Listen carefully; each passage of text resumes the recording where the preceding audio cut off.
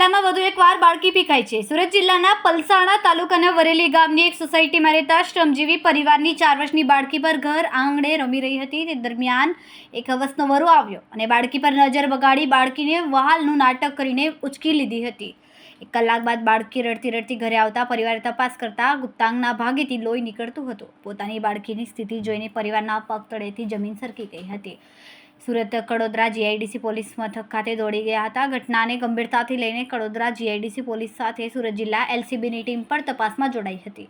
વરેલી ગામના અલગ અલગ સીસીટીવી ફૂટેજના આધારે પોલીસે ગણતરીના કલાકોમાં જ શંકાસ્પદ ઈસમને ઝડપી લીધો હતો અને તેની હાલ કડક પૂછપરછ હાથ ધરી છે। 45 વર્ષનો નરાધમ બાળકીને અડધો કિમી દૂર પોતાની રૂમમાં લઈ ગયો હતો। ત્યાં પોતાની કાળી કરતૂત હતી। થોડા દિવસે બજારમાં ફરી રહેલા હવસના વરુને લઈને હવે વાલીઓ પણ ભયમાં મુકાયા છે। પોલીસ કડક કાર્યવાહી કરે તેવી સ્થાનિકોની માંગ ઉઠી છે। હાલ તો સ્થાનિકો પોતાના ઘરની બહાર પોતાના બાળકોને રમતા મૂકવા પણ ડરી રહ્યા છે।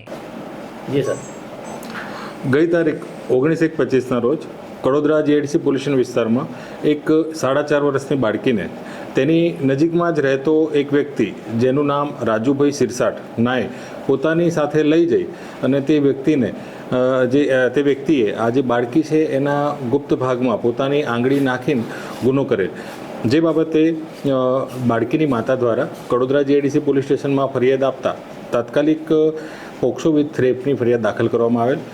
જે ગુનાની ગંભીરતાને ધ્યાનમાં લઈ સુરત રેન્જ આઈજી સાહેબ શ્રી તથા નાયબ પોલીસ મહાનિરીક્ષક શ્રી હિતેશ જોયસર સાહેબનાઓ દ્વારા આ ગુનામાં જે આરોપી છે એને તાત્કાલિક અટક કરવા માટે જરૂરી સૂચના અને માર્ગદર્શન આપેલ।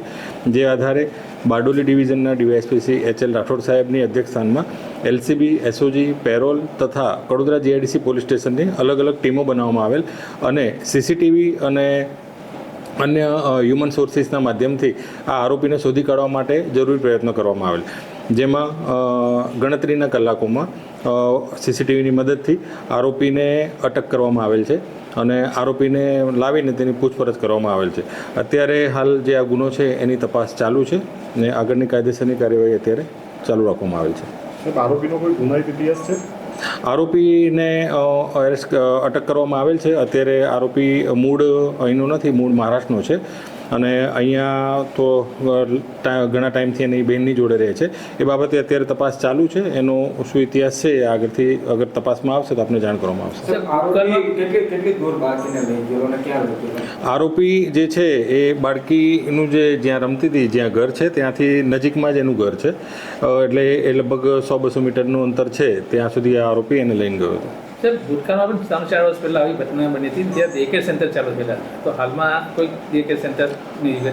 હા, કડોદરા જીઆઈડીસી પોલીસ સ્ટેશન વિસ્તારમાં એક ડે કેર સેન્ટર ચાલુ છે જે તાતેથિયામાં ચાલુ છે। જે આવા જે બાળકો હોય છે કે જેમના માતા પિતા નોકરી કરતા હોય છે તેવા બાળકોનું ડે કેરમાં ધ્યાન જે લોકલ જે હોય છે એમના દ્વારા રાખવામાં આવતું હોય